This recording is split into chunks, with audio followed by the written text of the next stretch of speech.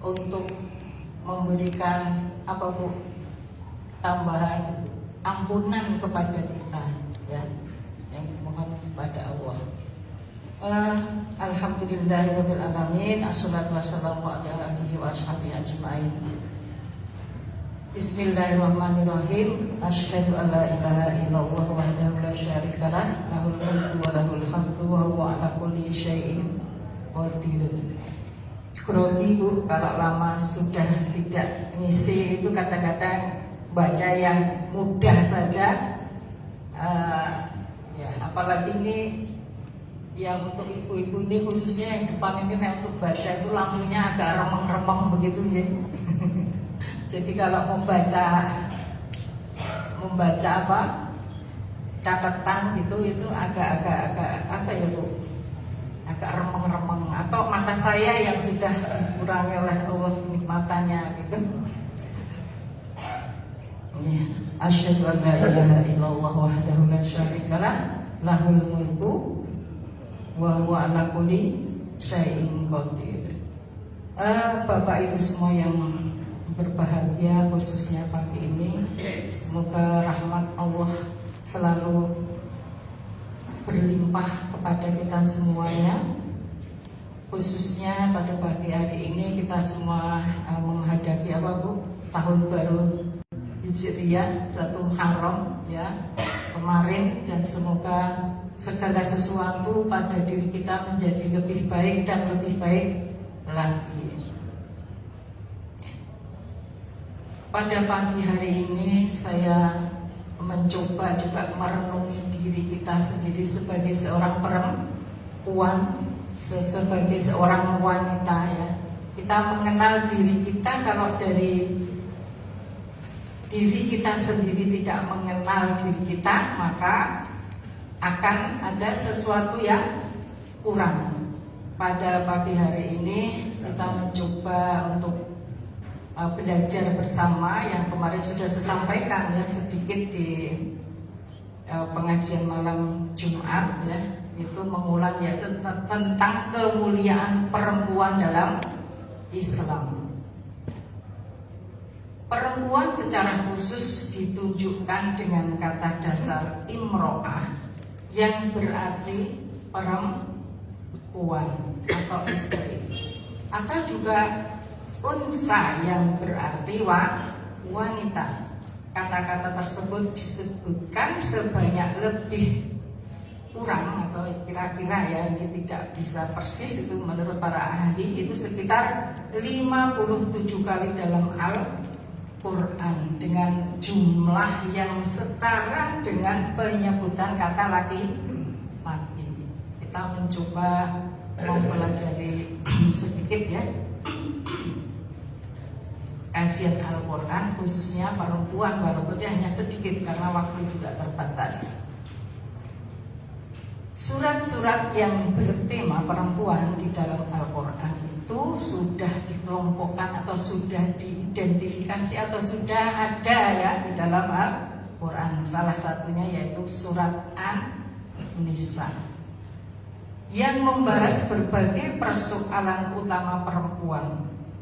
Kemudian surat Maryam, yaitu satu-satunya nama wanita yang dijadikan nama dalam Al-Quran. Yang ketiga adalah surat Al-Mujadilah, yaitu surat ini membahas tentang gugatan atau pengaduan seorang wanita mengenai hukum zihar. Dan yang keempat adalah surat Al-Mumtahanah, yaitu ujian keimanan bagi perempuan yang berhijrah. Jadi dulu sewaktu Rasulullah berhijrah dengan para sahabatnya, baik itu laki-laki dan perempuan, ini perempuan pun juga diuji apakah mereka benar-benar berhijrah karena Allah atau hanya sekedar untuk mencari harta atau mencari suami ya, yang tadinya sudah bersuami karena ada hijrah, maka dia karena sudah bosan begitu ya, kemudian wah tak ikut hijrah misalnya seperti itu. Jadi ini adalah benar-benar ujian bagi perempuan yang berhijrah pada saat itu. Kemudian yang kelima adalah surat At-Tolak, yaitu tata cara tolak yang adil bagi perempuan. Jadi dalam Al-Quran itu wanita atau perempuan itu benar-benar sudah diberi tempat, dimuliakan oleh Allah. Jadi perempuan itu menjadi mulia, ya, itu dimulai dari beberapa posisi, yaitu 4 posisi yang membuat perempuan itu mulia. Yang pertama adalah saat ia menjadi hamba dari Tuhannya. Ya, di sini di surat An-Nahl 97. Man amila sholihan min dzakari aw unsa wa huwa mu'min fala nuhyiyannahu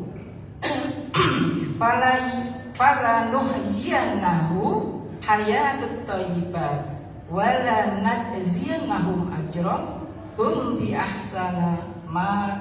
ahsani ma kanu ya'malun. Nanti mungkin waktu saat ini lampu yang di depan bisa diganti yang lebih terang gitu ya. Jadi kalau orang-orang yang matanya terganggu itu kalau ngaji di depan itu agak remang-remang gitu. Barang siapa yang mengerjakan kebajikan, baik itu laki-laki maupun perempuan, sedang dia beriman, maka pasti akan kami berikan kepadanya kehidupan yang baik. Dan akan kami berikan balasan dengan pahala yang lebih baik daripada apa yang telah mereka kerjakan. Di sini ya, sebagai perempuan mendapatkan pemuliaan ya dari hamba dari Tuhannya. Dimana perempuan itu tentunya ya seorang yang beriman. Yang kedua adalah saat ia menjadi anak perempuan dari ayahnya. Jadi dari hadis ya, ketika seorang ayah merawat, mendidik, melindungi dan memperlakukannya dengan baik sehingga ia sampai dewasa, anak perempuan itu dapat menjadi jalan bagi orang tuanya menuju surga. Jadi saat bapak ibu ya mempunyai anak ya perempuan, kemudian ayahnya itu merawat ya, kedua orang tuanya merawat, khususnya ayahnya itu memberikan yang lebih kasih sayangnya, memberikan makan, pakaian, tempat tinggal yang layak, yang bagus ya, sehingga ia dewasa, maka orang tuanya ini akan apa Bu? Diberikan surga lewat anaknya. Jadi anak perempuan itu bisa menjadi pembuka pintu surga. Salah satu kemuliaannya ya, yang tadi jadi hamba dari Tuhannya. Alhamdulillah ibu-ibu semua, kita semua menjadi seorang perempuan yang bertakwa, yang beriman, muslimah, insya Allah kemudian beramal soleh. Maka Allah tidak akan menutup pintu-pintu yang pahala bagi kita, tidak membedakan antara laki-laki dan perempuan.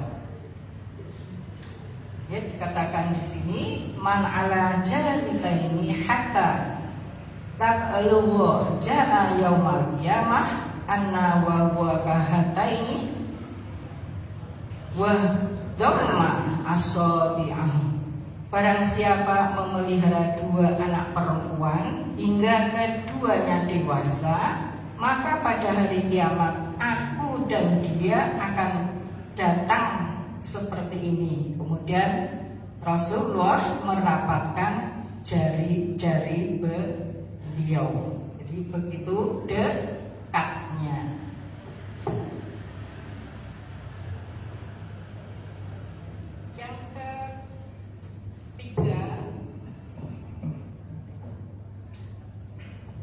Yang ketiga adalah saat ia menjadi seorang istri dari suaminya. Jadi kemuliaan perempuan ini juga akan menjadi sangat mulia ketika ia menjadi istri dari suaminya. Ar-Rum 21 ya. Suami dan istri itu kan bagian dari apa Bu? Belahan jiwa. Kemudian sebagai pelengkap pasangan ya. Di sini di Ar-Rum dikatakan dan di antara tanda-tanda kebesarannya ialah dia menciptakan pasangan untukmu dari jenismu sendiri agar kamu merasa tentram kepadanya dan dia menjadikan di antaramu rasa kasih sayang. Inilah ketika kita menjadi istri ya dari seorang suami, maka kita memaksimalkan ladang pahala yang ada di dalamnya. Bagaimana kita harus taat kepada suaminya, bagaimana kita harus mendidik pada keturunannya ya, karena anak-anak kita adalah ladang-ladang yang nanti akan menghantarkan kita ke surga. Maka jangan sampai kita lalai di dalam mendidik, memperhatikan anak-anak kita, kemudian memperhatikan lingkungannya, memperhatikan pendidikannya, memperhatikan semuanya hingga dia dewasa, akan menjadikan pintu-pintu surga mudah terbuka untuk kita. Jadi saat dia menjadi ibu dari anaknya, itu khususnya laki-laki gitu ya, ya alhamdulillah ya, nggak laki nggak perempuan di dalam Al-Quran semua sudah ada dalil-dalil bagaimana masing-masing membawa kemuliaannya. Ya ini khususnya, dan kami perintahkan kepada manusia agar berbuat baik kepada kedua orang tuanya. Ibunya yang telah mengandungnya dalam keadaan lemah yang bertambah-tambah dan menyapihnya dalam usia 2 tahun. Nah, kemuliaan perempuan ya, kemuliaan seorang ibu. Jadi kalau yang tadinya ibu sebagai remaja, sebagai anak hingga dewasa selamat, kemudian sebagai seorang istri bagi suaminya juga berusaha untuk selamat mencapai pada lillahi ta'ala ya, kemudian menjadi seorang ibu pun ya, kita mencoba menyempurnakan kewajiban dan tugas kita. Jadi saat ia menjadi ibu dari anaknya, khususnya anak laki-laki ini ya, di Al-Luqman ini, bagaimana Allah menaikkan derajat kita yang sangat tinggi, tertinggi ya. Jadi bagaimana Rasulullah mengingatkan kepada kita semua, khususnya kepada anak laki-laki, saat ada yang bertanya, siapa yang harus kami hormati, siapa yang harus kita utamakan? Jawab Bu, ibu kamu. Ibu sampai berapa? Sampai 3 kali. Inilah kemuliaan perempuan atau wanita ketika ia menjadi seorang ibu dari anaknya. Kita mempunyai anak laki-laki, jangan sampai kita biarkan begitu saja, tapi juga harus kita ingatkan. Kowe itu nanti kalau dewasa, sekiranya ibu sudah tidak mampu, begitu ya, kita ingatkan Bu, walaupun anak kita sudah dewasa gitu, atau bahkan masih remaja, itu tetap kita ingat. Nanti sewaktu-waktu tidak mampu ibu, baik itu fisiknya ataupun dari segi finansialnya, itu adalah kewajibanmu sebagai anak laki-laki. Bapak Ibu pernah mengingatkan nggak kepada putra-putri kita? Belum. Padahal sudah sampai anak cucu ya Bu ya. Tapi itu sangat penting. Biar nanti anak itu tahu, karena anak-anak kita kadang-kadang dengan kesibukannya, dengan berbagai, walaupun dia ya naik masjid ya gini ngaji ya, ada pengajian remaja masjid ya, ada anak-anak hamas ya, ada kurma ya ada, tapi kadang-kadang kita lupa mengingatkan kepada anak kita.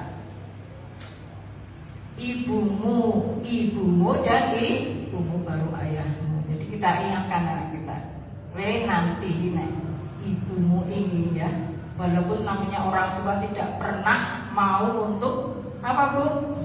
Meminta, tidak mau ngerepotin anak-anak kita, tapi sangat penting untuk memesan ya, memberitahu kepada anak-anak kita. Karena selama ini kadang-kadang orang tuanya yang perempuan itu lebih banyak yang ngurusi anak perempuannya apa anak laki-lakinya Bu? Lebih banyak kadang-kadang finansialnya anak laki-laki itu, atau seorang laki kadang-kadang tuh dia itu sibuk dengan apa ya pekerjaan dan sebagainya, kadang-kadang lupa untuk memberikan sesuatu kepada ibunya. Bahkan bapak-bapak pun ya kalau nggak diingatkan itu kadang sibuk dengan itu, kadang-kadang lupa dengan apa yang kewajibannya yang harus dipenuhi. Karena perempuan juga dia sebagai madrasatul ula, jadi sebagai sekolah yang pertama bagi anak-anaknya.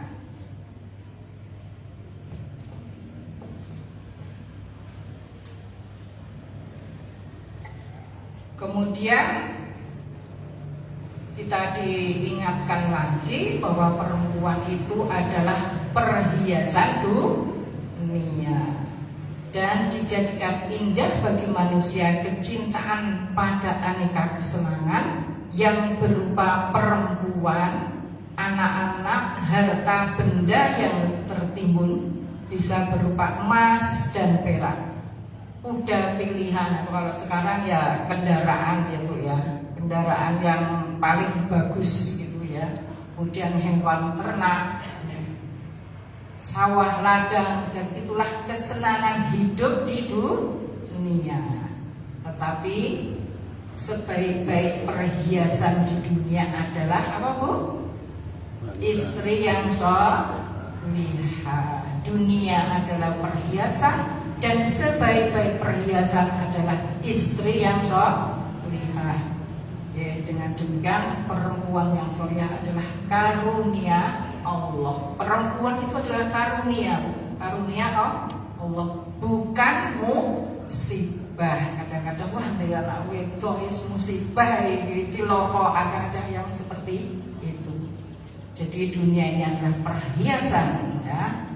Al-mar'atu sholihah ni'matun minallah wa laysat ni'mah. Perempuan yang sholihah adalah nikmat dari Allah, bukan malapetaka. Wa khiyarukum linisaihim. Sebaik-baik kalian adalah yang paling baik kepada perempuan-perempuan dalam keluarganya. Jadi di dalam keluarga itu kalau apa Bu, perempuan-perempuannya diperlakukan sebaik mungkin, ya, kemudian seindah mungkin gitu ya, dimanjakan begitu, insya Allah anak-anak ini akan tumbuh, atau seorang istri akan menjadi istri yang lebih solihah. Ini pesan untuk para bapak dan para laki-lakinya, sebaik-baik kalian ada yang paling baik kepada perempuan, khususnya dalam keluarganya itu. Jangan baik kepada perempuan di luar keluarganya lebih baik. Wah, dengan perempuan yang di luar, wah ABCD, wah kadang apa Bu? Dengan keceriaannya, tapi di dalam keluarga kadang-kadang dengan istri pun lupa untuk berkomunikasi. Mau berangkat kantor, wis pergi, mau keluar pergi, ya toh? Padahal kalau seorang suami atau anak-anak kita pamit dengan kita, insya Allah kita doakan. Begitu suami pergi, walaupun dia tidak mengetahui, ya, kita karena doa yang diijabahi Allah itu justru doa yang tidak diketahui oleh orang yang kita doakan. Sebagai penutup, yaitu kemudahan perempuan menuju surga. Jadi perempuan itu diberikan oleh Allah kemudahan untuk masuk surga. Kira-kira perempuan itu mudah atau enggak untuk masuk surga? Mudah kalau tahu ilmunya dan tahu caranya. Di sini Allah memberikan kemudahan kepada perempuan untuk masuk surga. Seorang wanita dapat memasuki surga melalui pintu manapun yang dikehendakinya apabila, jadi ada syaratnya. Yaitu ada 4 perkara. Yang pertama adalah sholat wajib. Jadi kalau ibu-ibu itu mengerjakan sholat wajib, itu bagian dari nanti akan memudahkan kita masuk pintu surga. Mau milih yang mana? Yang kedua yaitu puasa wajib. Kemudian taat kepada suami, khususnya dalam kebaikan. Dan yang keempat adalah menjaga kehormatan. Mudah apa mudah, Bu? Mudah. Sholat wajibnya sudah benar atau belum? Ya, puasa wajibnya yang sudah kita lakukan, tapi kita selalu berusaha untuk menyempurnakan. Jadi khususnya untuk sholat wajib, bahkan di dalam memakai mukena gitu ya. Kalau orang dulu pakai mukena yang terusan itu kayaknya lebih aman gitu ya. Tapi kalau untuk yang sholat yang itu seperti saya potongan, ketika ibu-ibu takbir itu harus hati-hati. Karena ketika ibu-ibu semua mengangkat kedua tangan, itu kadang-kadang ada yang terlalu tinggi, kemudian biak mukenanya, aurat kita terlihat yang pertama. Jadi ketika kita sholat wajib, kita usahakan tangan kita tetap merapat di dalam mukena, jangan sampai mukenanya ikut terbang kabur. Kemudian jangan menggunakan mukena yang tipis sekali sehingga kulitnya itu terlihat.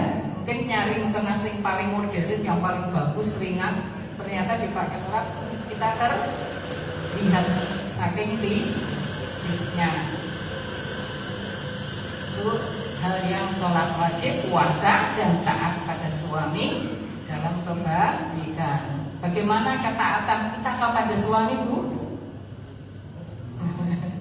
Yaitu mungkin ini saja ya yang saya bacakan terakhir mengenai hadis ya. Apabila seorang wanita melaksanakan sholat 5 waktunya, berpuasa pada bulanan dan menjaga kehormatannya dan menaati suaminya, maka dikatakan kepada wanita, para ibu, para wanita, masuklah ke dalam surga melalui pintu mana saja yang engkau kehendaki. Ini dari hadis riwayat Ahmad. Mungkin itu saja dari saya, sudah cukup. Monggo ibu-ibu, bapak-bapak sekalian, setelah ini kita bertebaran mencari rezeki, meluaskan rezeki kita dengan doa, ya, memperluas doa kita, banyak istighfar, banyak sholawat, banyak zikir kepada Allah, kemudian membiasakan barangkali ya untuk nambah amalan-amalnya. Jangan lupa bersedekah setiap hari walaupun hanya sedikit, tapi terus menerus.